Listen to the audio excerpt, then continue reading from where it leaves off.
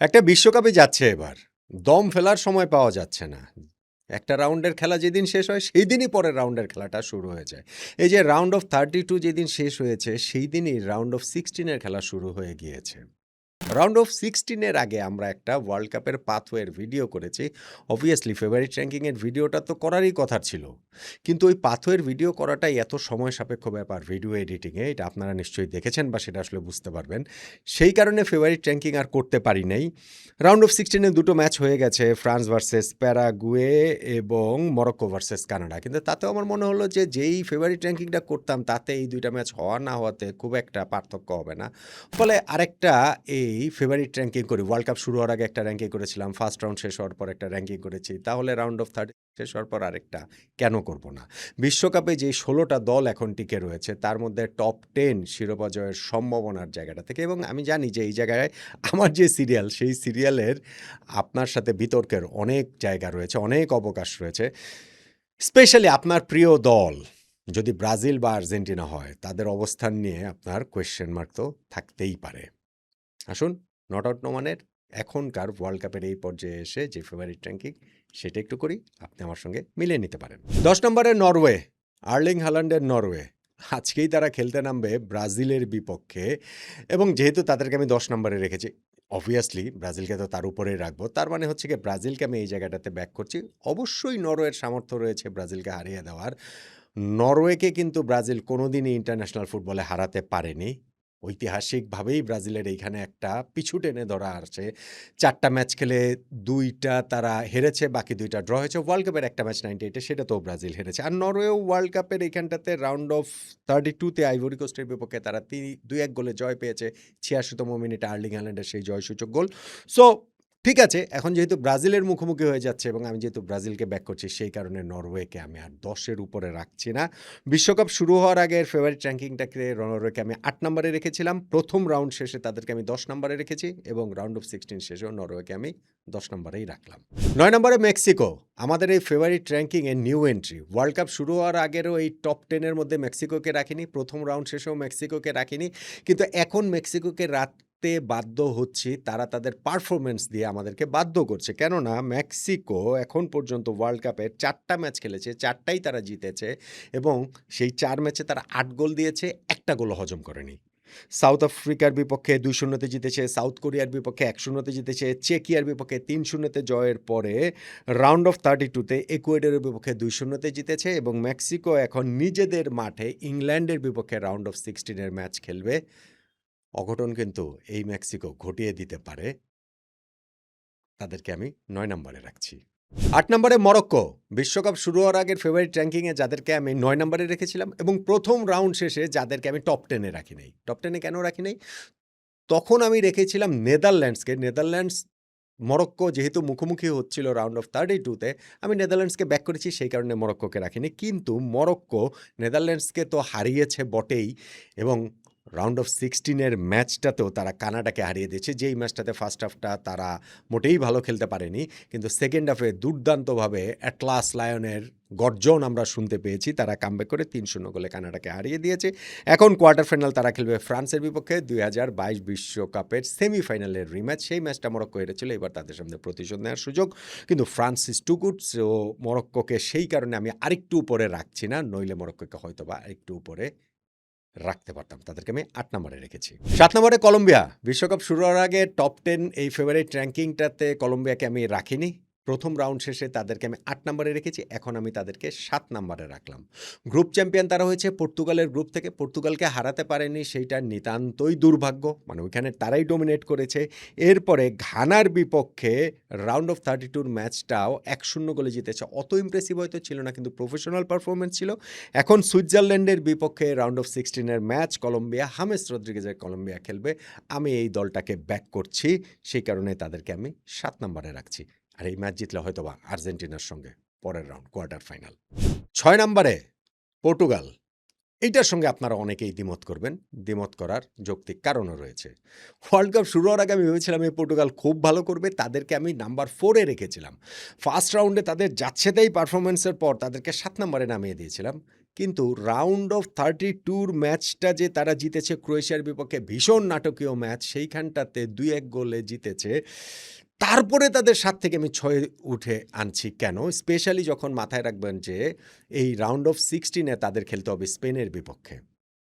আমি পর্তুগালকে ৭ থেকে ৬ উঠে আনছি এই কারণেই, স্পেনের বিপক্ষে যদি তারা জিততে পারে তাহলে তারা শিরোপা জয়ের দাবিদার প্রবলভাবেই হয়ে উঠবে। অন্ততপক্ষে আমি ৭, ৮, ৯, ১০ নম্বরে যাদেরকে রেখেছি, কলম্বিয়া, মরক্কো, মেক্সিকো, নরওয়ে, তাদের চেয়ে পর্তুগালের সম্ভাবনার জায়গাটা, শিরোপা জয়ের সম্ভাবনার জায়গাটা তখন অনেক বেশি থাকবে। হ্যাঁ, স্পেনের কাছে হেরে তো তারা বিদায় নিতেই পারে। কিন্তু যদি সেই ম্যাচটা তারা জিতে যায়, আমি ওইটা মাথায় রেখে এই পর্তুগালকে এদের চেয়ে এগিয়ে ৬ নম্বরে রাখছি। ক্রিশ্চিয়ানো রোনালদো, তার একটা ক্লাচ পারফরম্যান্স আসলে ওয়ার্ল্ড কাপে পাওনা হয়ে আছে। জানি না স্পেনের বিপক্ষে ২০১৮ বিশ্বকাপে তার হ্যাট্রিক রয়েছে। সো এইবারও কি ওরকম একটা পারফরম্যান্স দেবে কিনা? পর্তুগালের জন্য আসলে খুবই টাফ স্পেনের বিপক্ষে ম্যাচটা। কিন্তু যেকোনো কিছুই তো আসলে হতে পারে। আমি জানি না পর্তুগাল ওই দিন কি আসলে তাদের সেলফে আসবে কিনা? যদি আসে তাহলে তারা শিরোপার দাবিদার হয়ে উঠবে। তাদেরকে আমি এখন তাই এই ফেভারিট র্যাঙ্কিংয়ে ৬ নম্বরে রাখছি। ৫ নম্বরে ইংল্যান্ড। তারা মোটামুটি এই পজিশনের আশেপাশেই ঘোরাঘুরি করছে। ওয়ার্ল্ড কাপ শুরু হওয়ার আগে হ্যারি কেইনের দলকে ৫ নম্বরে রেখেছিলাম। ফার্স্ট রাউন্ড শেষে ৪ নম্বরে এক ধাপ উঠে এনেছিলাম। কিন্তু এখন আবার তাদেরকে ৫ নম্বরে নিয়ে যাচ্ছি। কেননা রাউন্ড অফ 32 ম্যাচ কঙ্গোর বিপক্ষে তারা খুব ইমপ্রেসিভ ছিল না। ২-১ গোলে কোনোমতে শেষে গিয়ে তারা জিতেছে এবং তাদেরকে এখন মেক্সিকোর বিপক্ষে খেলতে হবে। মেক্সিকোতে গিয়ে, যদিও মেক্সিকোকে আমি ৯ নম্বরে রেখেছি, ইংল্যান্ডকে ৫ নম্বরে রেখেছি, তার মানে ইংল্যান্ডকে ব্যাক করছি। কিন্তু ইংল্যান্ডের জন্য সেটা আসলে হিউজ একটা টেস্ট হবে। স্পেশালি সেই মেক্সিকোর প্যাশনেট ক্রাউডের সামনে তাদের পারফর্ম করাটা। যদি তারা সেই ম্যাচটাতে জিততে পারে, সেই ক্ষেত্রে হয়তো কোয়ার্টার ফাইনালটা ব্রাজিলের বিপক্ষে খেলবে, মানে ব্রাজিল যদি নরওয়েকে হারাতে পারে। সো ইংল্যান্ডকে আমি এখন এই ফেভারিট র্যাঙ্কিংয়ে টমাস টুখেলের দলকে ৫ নম্বরে রাখছি। ৪ নম্বরে ব্রাজিল। ব্রাজিল দলটা কিন্তু প্রতিনিয়তই উন্নতি করছে, মানে আমার ফেভারিট র্যাঙ্কিংয়ে। মাঠের খেলায়ও যেমন উন্নতির ছাপ রয়েছে, এই ফেভারিট র্যাঙ্কিংটাতেও সেটার ছাপটা আছে। ওয়ার্ল্ড কাপ শুরু হওয়ার আগের র্যাঙ্কিংটাতে ব্রাজিলকে আমি ৬ নম্বরে রেখেছিলাম। প্রথম রাউন্ড শেষের র্যাঙ্কিংটাকে ব্রাজিলকে আমি ৫ নম্বরে রেখেছি এবং এখন ব্রাজিলকে আমি ৪ নম্বরে তুলে আনছি। জাপানের বিপক্ষে ম্যাচটার সেকেন্ড হাফে ব্রাজিলের পারফরম্যান্স ছিল দুর্দান্ত এবং সেই কামব্যাকটা ব্রাজিলের পুরো হেক্সা মিশনটাকে ইন্সপায়ার করতে পারে বলেই আমার মনে হয়। নরওয়ের বিপক্ষে রাউন্ড অফ 16 ম্যাচটা তাদের জন্য ভীষণ কঠিন। ইউরোপিয়ান প্রতিপক্ষ, গত ৫টা ওয়ার্ল্ড কাপে নকআউট পর্বে ইউরোপিয়ান প্রতিপক্ষের মুখোমুখি হওয়া মাত্রই ব্রাজিল বিদায় হয়ে গেছে। এইবার তারা ইউরোপিয়ান কোচ কার্লো আনচেলত্তিকে হায়ার করেছে, ফলে আশা করা যাচ্ছে যে এবার সেটা হবে না। তাদের সমর্থকরা তো অন্তত সেটা আশা করছেনই। ফলে এই ম্যাচটা যদি জিততে পারে, তারপর কোয়ার্টার ফাইনালে ইংল্যান্ড বা মেক্সিকোর বিপক্ষে খেলবে, সেমিফাইনালে আর্জেন্টিনা বা কলম্বিয়ার বিপক্ষে খেলবে। ফলে ব্রাজিলের পথটা আসলে কঠিন, বেশ কঠিন। কিন্তু আমি আসলে তাদেরকে একটু করে যেমন উন্নতি করছে, র্যাঙ্কিংও একটু করে তাদেরকে আমি ফেভারিট র্যাঙ্কিংয়ে তুলে আনছি। এখন তাদেরকে আমি ৪ নম্বরে নিয়ে এসেছি। ৩ নম্বরে আর্জেন্টিনা। আর্জেন্টিনাকে বিশ্বকাপ শুরু হওয়ার আগের ফেভারিট র্যাঙ্কিংটাতে ৩ নম্বরে রেখেছিলাম। প্রথম রাউন্ড শেষে ২ নম্বরে তুলে এনেছি। এখন আবার তাদের ৩ নম্বরে পিছিয়ে নিয়ে যাচ্ছি। কেননা কাবো ভের্দের সঙ্গে যেই ম্যাচটা তারা খেলেছে রাউন্ড অফ 32 ওইটা তাদের ওই যে কানের পাশ দিয়ে গুলে গেছে। একেবারে জানের উপর দিয়ে গিয়েছে। শেষ পর্যন্ত আর্জেন্টিনা এই ম্যাচটা জিতেছে বটে। এক্সট্রা টাইমে গিয়ে তাদের জিততে হয়েছে। ৩-২ গোলে তারা ম্যাচটা জিতেছে। ফলে আর্জেন্টিনা ওই ম্যাচের পারফরম্যান্সটা মোটেই আপ টু দ্য মার্ক না। সামনের ম্যাচগুলোতে তারা কেমন করে সেইটা উপরে তো অবভিয়াসলি তাদের শিরোপা ধরে রাখা না রাখাটা নির্ভর করছে। তারা আরও একটা আফ্রিকান টিম মিশরকে পাচ্ছে রাউন্ড অফ 16-এ। সো আশা করা যায় যে সেই মিশরের বিপক্ষে তারা জিতবে তো বটেই, কাবো ভের্দের বিপক্ষে জিতেছে, কিন্তু সেই পারফরমেন্সটা কারেক্ট করে নিয়ে জিতবে। কেননা এরপরে কিন্তু তাদের বড় পরীক্ষার মুখে পড়তে হবে। ধরেন কোয়ার্টার ফাইনালেও অত বড় না হলেও কলম্বিয়া, সেমিফাইনাল ফাইনাল আছেই তো। So still Argentina, Lionel Messi, magical Messi, তার দলকে আমি অবশ্যই ব্যাক করি। টপ 3 বাইরে রাখার কোনো সুযোগ নেই। আর্জেন্টিনাকে আমি ৩ নম্বরে রাখছি। ২ নম্বরে স্পেন। আর্জেন্টিনার উল্টা অবস্থা। ওয়ার্ল্ড কাপ শুরু হওয়ার আগে তাদেরকে আমি ২ নম্বরে রেখেছিলাম। ফার্স্ট রাউন্ড শেষে ৩ নম্বরে। আবার এই রাউন্ড অফ 16 এই পর্যায়টাতে তাদেরকে আমি আবার ২ নম্বরে তুলে আনছি। স্পেন এই অস্ট্রিয়ার বিপক্ষে রাউন্ড অফ 32 যেই ম্যাচটা, সেই জায়গাটাতে তারা ৩-০ গোলে জিতেছে এবং ওয়ার্ল্ড কাপে এখন পর্যন্ত তারা তাদের সবচেয়ে কমপ্লিট পারফরম্যান্সটা উপহার দিয়েছে।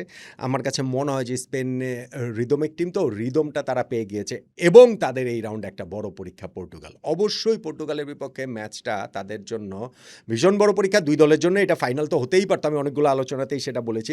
স্পেন এই ম্যাচটা জিতলে তারা হয়তোবা শিরোপা জয়ের ব্যাপারে আরও অনেক বেশি কনফিডেন্ট হয়ে উঠতে পারবে। আমি স্পেনকে আসলে ব্যাক করছি, যেহেতু পর্তুগালকে আমি ৬ নম্বরে রেখেছি, স্পেনকে ২ নম্বরে রেখেছি, ফলে তাদেরকে তো অবশ্যই আমি এই ম্যাচটাতেও ব্যাক করছি। ফেভারিট র্যাঙ্কিংয়ে স্পেন আমার কাছে এখন ২ নম্বরে আছে এবং ১ নম্বরে ফ্রান্স, যেইটার আসলে কোনো পরিবর্তন হয় না। ওয়ার্ল্ড কাপ শুরু হওয়ার আগেও তাদেরকে আমি ১ নম্বরে রেখেছি, ওয়ার্ল্ড কাপের ফার্স্ট রাউন্ড শেষেও তাদেরকে ১ নম্বরে রেখেছি এবং এই পর্যায়টাতেও তাদেরকে আমি ১ নম্বরেই রাখছি। যদিও রাউন্ড অফ 16 যেই ম্যাচটা তারা প্যারাগুয়ের বিপক্ষে খেলেছে সেইখানকার তাদের পারফরম্যান্স অত ভালো ছিল না। রাউন্ড অফ 32 ম্যাচে সুইডেনের বিপক্ষে তাদের চোখ ধাঁধানো ফুটবল খেলেছে, তবে প্যারাগুয়ের বিপক্ষে রাউন্ড অফ 16 গিয়ে তারা ওই ফুটবলটা খেলেনি, মানে কি তাদেরকে খেলতেই দেওয়া হয়নি। খুবই ফিজিক্যাল ফুটবল প্যারাগুয়ে খেলেছে এবং সেইটা দিয়ে ফ্রান্সের অ্যাটাকিং থ্রেটকে মোটামুটি তারা একটা পর্যায় পর্যন্ত নিয়ে আসতে পেরেছিল। পরবর্তীতে হচ্ছে গিয়ে পেনাল্টি থেকে কিলিয়ান এমবাপ্পে একমাত্র গোল করে ম্যাচটা ডিসাইড করে দেন। জিতেছে তো, ওয়ার্ল্ড কাপ জিততে হলে এরকম মাঝে মাঝে এইসব ম্যাচ পেরিয়ে যেতে হয়। আর্জেন্টিনা যেমন কাবো ভার্দের স্ক্যাডটা পেরিয়ে যেতে হয়েছে। এখন কোয়ার্টার ফাইনালে ফ্রান্স খেলবে মরক্কোর বিপক্ষে। গত ওয়ার্ল্ড কাপের সেমিফাইনালে এই দুটা দল মুখোমুখি হয়েছিল। আমি ফ্রান্সকে অবশ্যই এই জায়গাটাতেও ব্যাক করছি কোয়ার্টার ফাইনালে। তারপরে গিয়ে সেমিফাইনালে তাদেরকে স্পেন বা পর্তুগালের মুখোমুখি হতে হবে, সেইটাও ফ্রান্সের জন্য বিরাট বড় পরীক্ষা। আর ফাইনাল তো ভাই সবসময় ফাইনাল হয়েছে, থেকে ব্রাজিল আসুক কিংবা আর্জেন্টিনা আসুক কিংবা ইংল্যান্ড আসুক, সো ওই পরীক্ষার জায়গাটা তো রয়েছে। আমি ফ্রান্সকে বরাবরের মতো এই ফেভারিট র্যাঙ্কিংটাতেও ১ নম্বরেই রাখছি। তাহলে বিশ্বকাপে নট আউট নওয়ানের এই তৃতীয় ফেভারিট র্যাঙ্কিংয়ে রাউন্ড অফ 16 এই পর্যায়টাতে টপ 10 দলগুলো শিরোপা জয়ের হিসাবে আমার মতে এইরকম: ১ নম্বরে ফ্রান্স, ২ নম্বরে স্পেন, ৩ নম্বরে আর্জেন্টিনা, ৪ নম্বরে ব্রাজিল, ৫ নম্বরে ইংল্যান্ড, ৬ নম্বরে পর্তুগাল, ৭ নম্বরে কলম্বিয়া, ৮ নম্বরে মরক্কো, ৯ নম্বরে মেক্সিকো এবং ১০ নম্বরে নরওয়ে। আপনার ফেভারিট র্যাঙ্কিংটাও এরকম নাকি? এবং আপনার প্রিয় দল ব্রাজিল এবং আর্জেন্টিনাকে যে ৩-এ রেখেছি, ব্রাজিলকে যে ৪-এ রেখেছি, সেটা কি ঠিক আছে? নাকি আপনি আসলে আপনার ফেভারিট টিমকে আরেকটু এগিয়ে টেগিয়ে রাখতে চান? জানাতে পারেন আপনার মতামতটা।